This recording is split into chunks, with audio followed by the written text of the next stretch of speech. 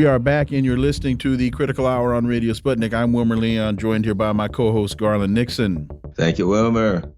The worry in Davos. Globalization is under siege. A decade ago, political power brokers and corporate bigwigs gathered in the Swiss Alps under an upbeat theme. It was a time for resilient dynamism, declared the organizers of the 2013 meeting of the World Economic Forum.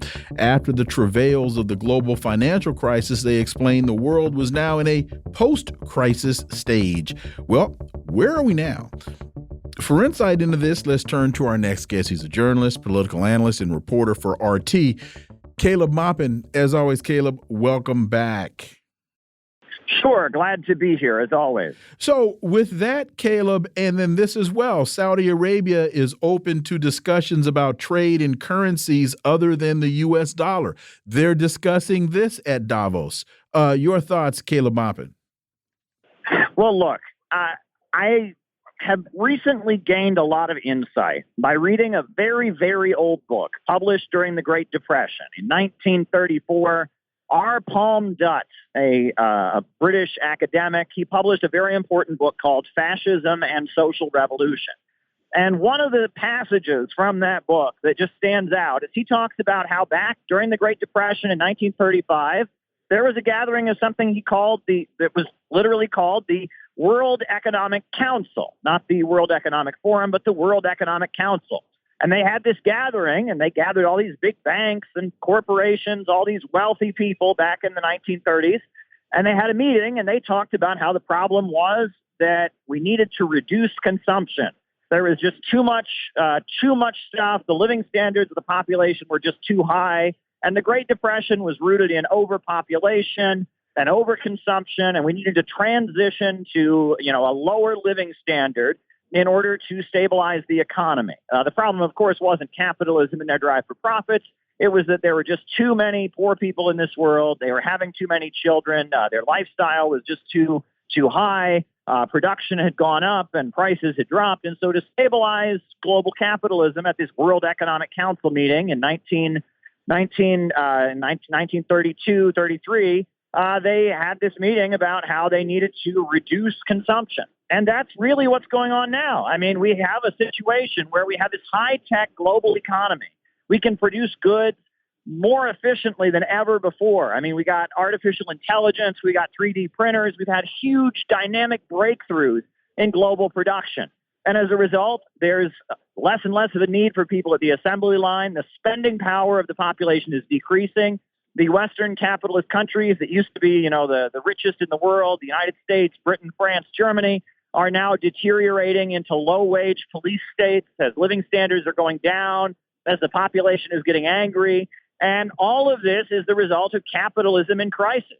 The tendency of the rate of profits to fall. This is what happens when you have a great technological leap in a system where abundance creates poverty, where people are homeless because there are too many houses, where people are hungry because there's too much food, where technological breakthroughs and innovations lead to mass unemployment. So this is what we're dealing with. And just like back at the time R. Palm Dutt was writing about it, their response is people need to have less. We need more lockdowns. We need to reduce consumption, climate change, blah, blah, blah, blah, blah. But at the end of the day, they're trying to save their system. I mean, we're dealing with a global crisis of capitalism that really has not ended. And they are trying to stabilize the crisis. They're trying to go after the emerging alternative economies, Russia, China, Venezuela, Cuba, Iran, these countries that have broken out of their system and continue to develop as their system is in crisis. That's what we're hearing out of Davos. And that's my perspective on what we're hearing.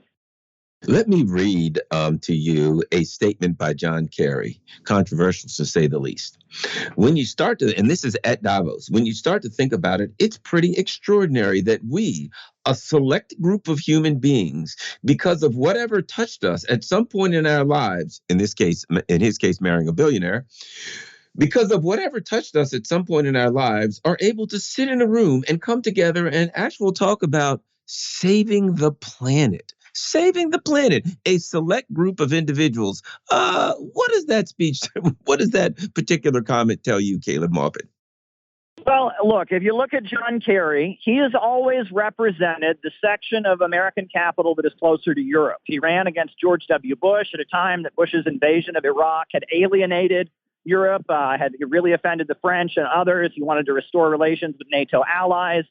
When he was Secretary of State during Barack Obama's second term, he focused on making the Iran nuclear deal go through, and also, restoring relations with Cuba and kind of, moving toward a better relationship. And he has always represented the wing of the American power structure that is much more strategic in how it operates. And it's thinking about how can we have stability?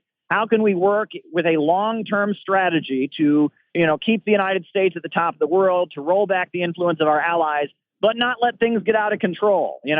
Bush's dramatic invasion of Iraq alienated allies. It caused a big jump in the global oil markets, the highest oil prices in history.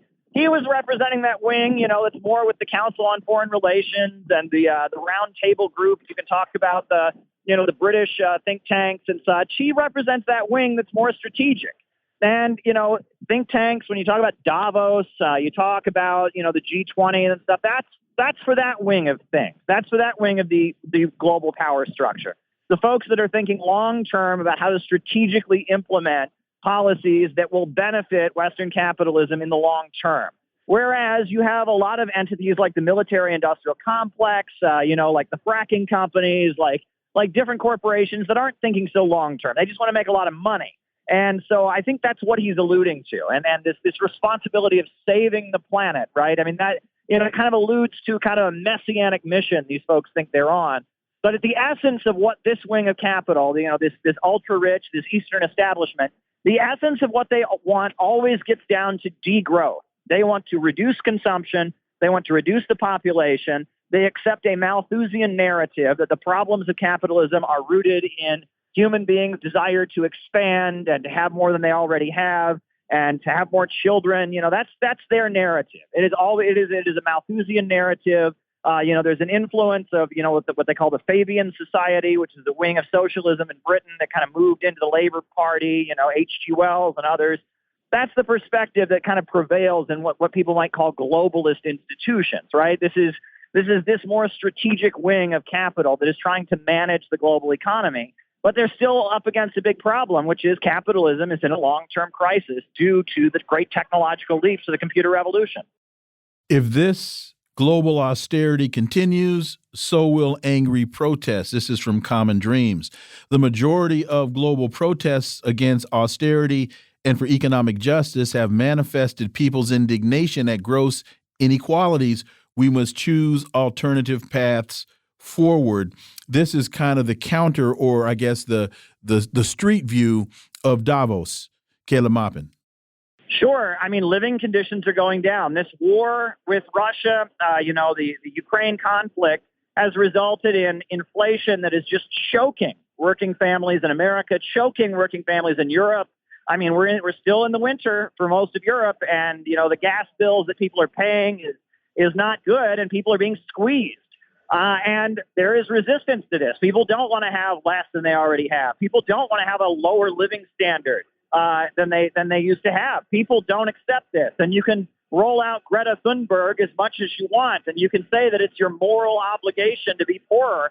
But people around the world, especially people on the African continent who want to be lifted out of poverty and want to do so with coal power plants, perhaps, they're really unlikely to accept the narrative that we're getting from these, globalist institutions that the human race needs to have less. That, first it was austerity to save the economy after the 2008 financial crisis.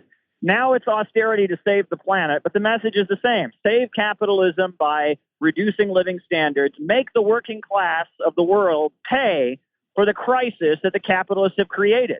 Well, there's an astounding global rejection of that message. In the developing world, it comes in the form of the Belt and Road Initiative from China, the Eurasian Economic Union, the Bolivarian Alternative of Latin America. And in the Western world right now, it seems to be the new right that are expressing opposition to that, the lower levels of capital that are just not accepting the regulation and the attempts to stabilize capitalism being imposed by the ultra-rich. But there is an astounding rejection of the degrowth strategy and the degrowth Malthusian theories and analysis of the crisis, methods of resolving it that are being put forward by these institutions. And austerity, driving living conditions down, seems to be a big part of that. And there's a global rejection of it. That's just how things are going. And it's the natural human response. Human beings are tool makers.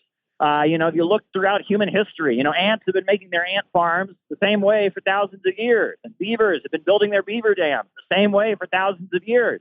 But in just a few thousand years, human beings have gone from hunter-gatherers in the woods to space travel and iPhones and 3D printers and all the amazing technological breakthroughs. The nature of humanity, human beings are a tool-making species that is constantly reinventing its relationship with its environment and moving toward a higher plane of technological advancement, to a higher mode of production. And so human beings are just not going to accept that in order to save the current economic order, we have to just have less. They're just not going to accept it. Austerity will fail. I think this also aligns with Chris Hayes' discussion about the crisis of legitimacy amongst the ruling elites. NATO is supposed to bring peace and security to Europe. It does the opposite, that the ruling elite class now deliver exactly the opposite of what they say they can deliver. Caleb. Sure.